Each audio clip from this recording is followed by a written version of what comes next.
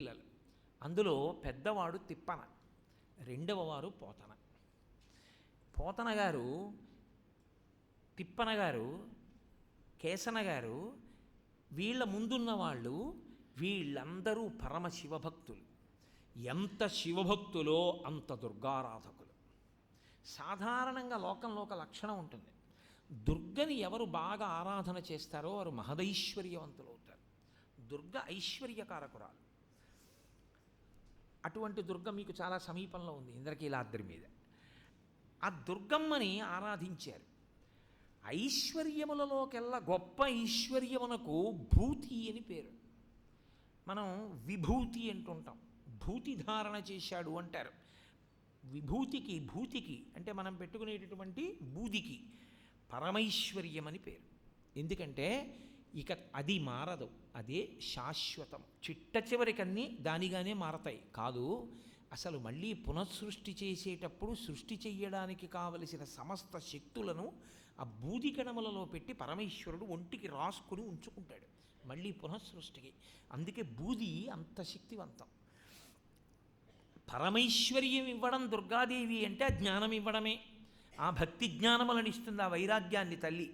కాబట్టి వాళ్ళు గొప్ప దుర్గారాధకులు.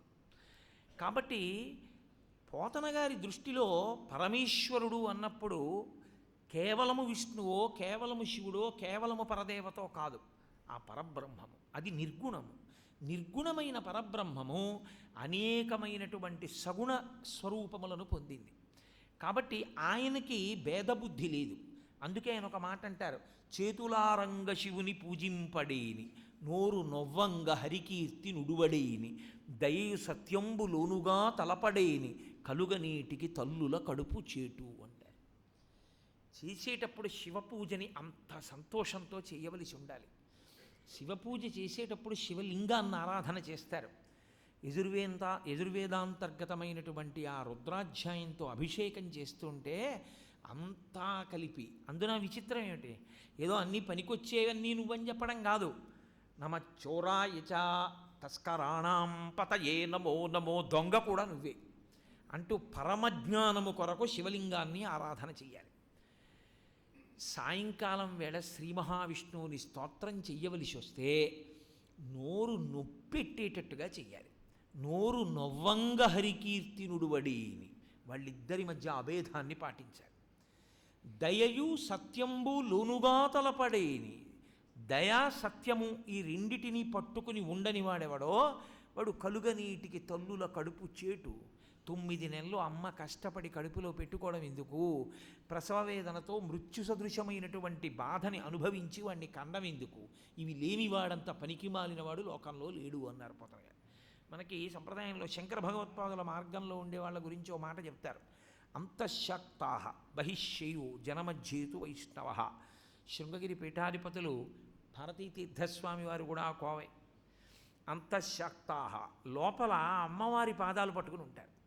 ఎందుకనంటే ఎప్పుడూ శ్రీచక్రార్చన చేస్తూ ఉండడం, శారదని ఆరాధన చేస్తూ ఉండడం, పీఠం శారదాపీఠం, పీఠాధిపతి శారదాపీఠాధిపతి, అలా బహిశ్యయో, పైకి చూస్తే ఇలా విభూతి పుండ్రాలు పెట్టుకుని పరమశివుళ్ళ కనపడుతుంటారు. మంగళప్రదం అంటే ఆ దర్శనము చేతనే సమస్త సౌభాగ్యములు కలుగుతాయి, అంత మంగళప్రదులై ఉంటారు.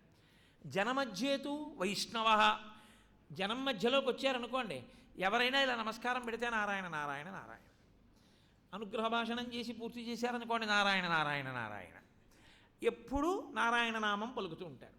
కాబట్టి ఇప్పుడు వాళ్ళు ఈ మూడింటిలో ఎక్కడైనా భేదం పెట్టుకున్నారా? ఏమీ లేదు. శంకరాచార్యుల వారి మార్గంలో ఉండేటటువంటి వాళ్ళందరూ ఇలాగే ఉంటారు. పోతన గారిది కూడా అదే దృష్టి. కాబట్టి ఆయన భేదం పాటించరు ఎన్నడు. అందుకే ఆయన మహానందాంగనాఢింబకున్ నేను స్తోత్రం చేస్తున్నాను అని చెప్పి, ఇంత గొప్ప భాగవతం, ఇంత జ్ఞానమును చెప్పినటువంటిది, ఇంత భక్తి చెప్పినది, ఇంత వైరాగ్యము చెప్పినది, దీన్ని ఆంధ్రీకరించాలంటే ఈ శక్తి నాకు ఎక్కడి నుంచి రావాలి? శివానుగ్రహంగానే జ్ఞానం వస్తుంది. కాబట్టి నేను సర్వేశ్వరుణ్ణి వేడుకుంటున్నాను, పరమేశ్వరుణ్ణి. వాలిన భక్తి మెచ్చదనవారిత తాండవకేళికి దయాశూలికిన్ శూలికిన్ శిఖరిజాముఖ పద్మమయూఖమాలికి బాల శశాంక మౌళికి, కపాలికి, మన్మథ గర్వ పర్వతోన్మూలికి, నారదాది మునిముఖ్య మనస్సరసీరుహాళికిన్. అన్ని లికారములు, లింగం. శివస్తోత్రం కాబట్టి వాలిన భక్తి మెచ్చదన వారిత తాండవ కేళికి అంటూ మొదలుపెట్టారు. పరమేశ్వరుడికి నమస్కారం చేస్తూ, శివా నీకు నమస్కరిస్తున్నాను. ఎలాగో తెలుసా? వాలిన భక్తి మృక్యదా. వాలిన భక్తి అంటే భక్తి వాలుతుందా? కాదు, భక్తితో వాలిపోయాను.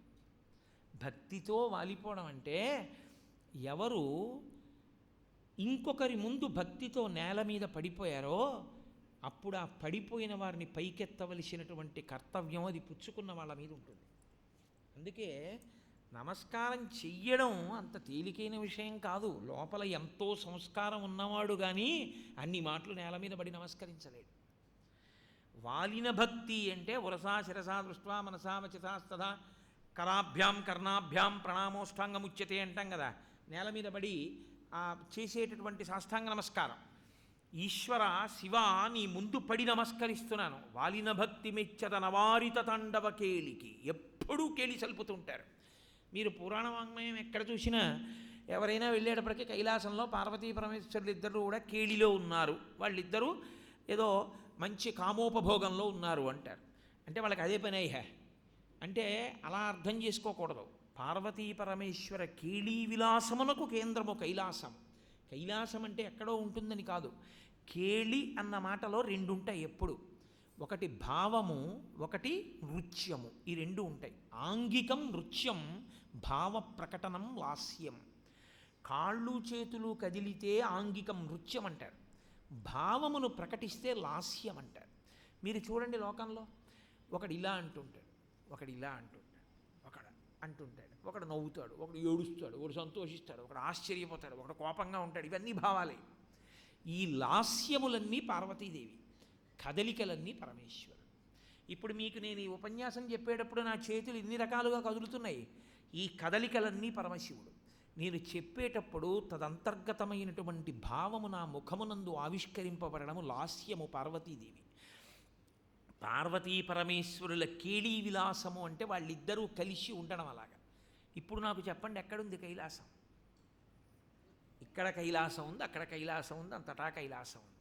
పార్వతీ పరమేశ్వర దర్శనం చేయాలనుకున్నవాడు కైలాసానికి వెళ్ళడం అంటే ఎక్కడికో వెళ్ళడం కాదు, ప్రతి కదలికలలో పరమేశ్వరుణ్ణి చూడడం, ప్రతి భావ ప్రకటనమునందు అమ్మవారిని చూడడం. ఈ రెండూ చూడడం వచ్చిన వాళ్ళు కైలాసాన్ని చూస్తున్నట్లు లెక్క. కాబట్టి అవారిత తాండవకేళికి, దయాశాలికి, అపారమైనటువంటి దయ కలిగిన వాడు తండ్రి కాబట్టి శూలికి, చేతిలో త్రిశూలం పట్టుకుని ఉంటాడు. త్రైగుణ్యం శూలమేతస్య పరశు సత్యనిష్టత అంటారు. 3 గుణములు నా శక్తిలో ఉన్నాయి, నా చేతిలో ఉన్నాయి, నేను నియంత్రిస్తానని చెప్పడం త్రిశూలం. కాబట్టి శూలికి అటువంటి మహానుభావుడు, దయాశాలికి, శూలికి. ఆయన ఇలా చూసేటప్పటికీ పార్వతీదేవి యొక్క ముఖమనబడేటటువంటి పద్మం ఇలా విచ్చుకుంటుంది. పార్వతీదేవి ముఖమునకు ప్రసన్నత్వము, సంతోషమును కల్పించగలిగినటువంటి చూపులున్నవాడు. కపాలికి, చేత బ్రహ్మకపాలం పట్టుకున్నవాడు. ఆయన చంద్రవంకని పెట్టుకున్నవాడు.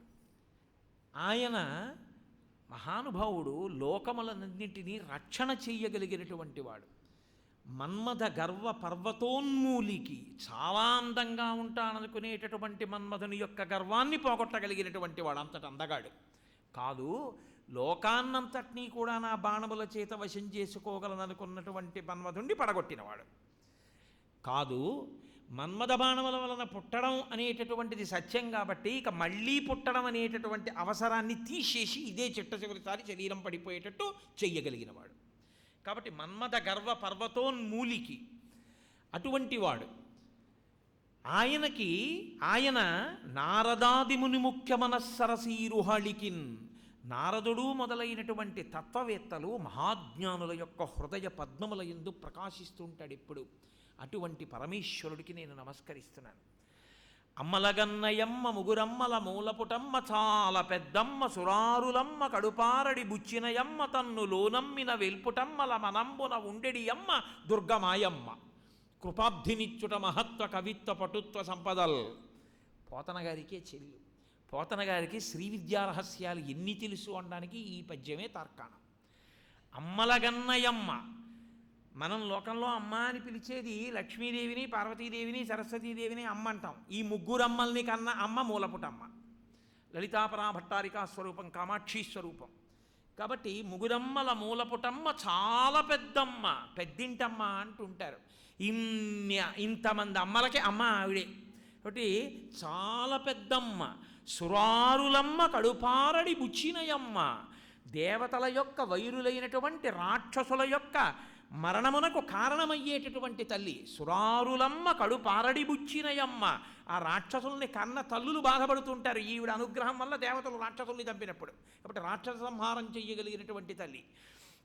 సురారులమ్మ కడుపారడి బుచ్చినయమ్మ, తన్ను లోనమ్మిన వేల్పుటమ్మల మనంబున ఉండెడి అమ్మ. ఎవరు మనసులో పెట్టుకుని అమ్మవారిని ధ్యానం చేస్తారో అటువంటి దేవతల మనసులలో ఉండేటటువంటి తల్లి కాదు. కాదు, ఆ అమ్మ పాదములు పట్టుకున్న వారి గుండెలలో చేరగలిగిన తల్లి. లోనమ్మిన వేల్పుటమ్మల మనంబున ఉండెడి అమ్మ దుర్గమా అమ్మ. ఎంత సంతోషం ఆయనకి! ఆ దుర్గమా అమ్మ కృపాబ్ధినిచ్చుట మహత్వ కవిత్వ పటుత్వ సంపదలు. మహత్వ అంటే పరిపూర్ణంగా అంతటా నిండి నిబిడీకృతమైపోయినటువంటి నిర్గుణమైనటువంటి పరబ్రహ్మము. ఆ పరబ్రహ్మ శక్తి నా మనసుకి అందాలి, ఆ శక్తి నాకు కలగాలి. కవిత్వ, ఆ అందుకున్న దాన్ని అందుకోగలిగిన రీతిలో అందరికీ పంచిపెట్టగలిగినటువంటి వాగ్వైభవం, రచనా వైభవం కావాలి. కాబట్టి మహత్వ కవిత్వ పటుత్వ, దీనికి శరీరమునకు మెదడుకు అన్నిటికీ కూడా శక్తి ఉండాలి. కాబట్టి పటుత్వ సంపదల్. సంపదల్ ఐశ్వర్యం దగ్గర నుంచి తృప్తి వరకు ఎక్కడైనా. ఎందుకు ఆ మాట అంటున్నానంటే, ఏమీ లేకపోయినా తృప్తితో ఉన్నవాడు ఉంటాడు, ఒకటి ఉంటేనే తృప్తిగా ఉన్నవాడు ఉంటాడు. ఈ రెండింటి మధ్యలో ఏ స్థాయిలో మీరు నిలబడగలిగితే ఆ స్థాయిలో మీకు సంపదలు ఇవ్వగలిగిన తల్లి. ఆమెకి నమస్కరిస్తున్నాను కాదు. అసలు ఆంధ్రవాంగ్మయంలో బహుశా ఇటువంటి ప్రయోగాన్ని ఇంకెవరూ చేయలేదు, పోతన గారు తప్ప. ఎందుచేత అంటే మనకి శాక్తేయ ప్రణవము అని కొన్ని ఉన్నాయి.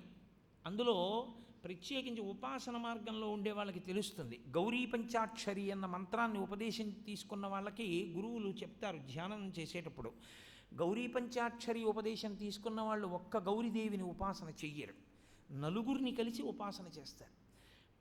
పరమశివుడు, ఎడం పక్కన పార్వతీదేవి, పరమశివుడి తొడ మీద విఘ్నేశ్వరుడు, అమ్మవారి తొడ మీద కూర్చున్నటువంటి సుబ్రహ్మణ్యుడు, నలుగురిని కలిపి ధ్యాన శ్లోకం చేస్తారు గౌరీ పంచాక్షరి చేసేవాళ్ళు.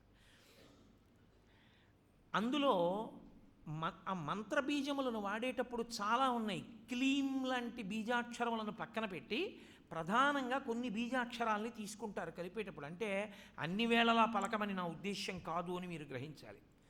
ఐం హ్రీం శ్రీం ఈ మూడిటిని చాలా ప్రధానంగా తీసుకుంటారు. ఇందులో ఓం ఐం హ్రీం శ్రీం శ్రీమాత్రే నమః అంటూ కదా మనం మొదలు పెడతాం. అమ్మవారి పూజ మొదలుపెట్టేటప్పుడు ప్రారంభం ఏమని చెప్తారంటే, అందరూ అని కాదు నా ఉద్దేశ్యం అని గుర్తుపెట్టుకోండి. మళ్ళీ ఓం ఐం హ్రీం శ్రీం శ్రీమాత్రే నమః. ఇది అపారమైనటువంటి శక్తివంతమైన నామము. ఇంకా దీనికన్నా శక్తి ప్రసరణం ఇంకా దేనివల్ల జరగదు, అంత శక్తివంతం. ఈ శక్తిని ఎందుకు తీసుకొస్తారంటే ఈ బీజాక్షరాలతోటి ఓం అంటే ప్రణవం. ప్రణవము మహత్వాన్ని చెప్తుంది. అసలు ఈ బ్రహ్మాండంలో నిర్గుణమైనటువంటి పరబ్రహ్మము నాదరూపంగా రావడం దగ్గర నుంచి ప్రణవం చెప్తుంది. అందుకే సన్యాసులు ఇంకా దేన్ని ఉపాసన చేయరు, ప్రణవాన్ని ఉపాసన చేస్తారు. అందుకని మహత్వశక్తికి అంతటికీ కూడా ఓంకారము ప్రతినిధి. అలాగే ఐం ఇది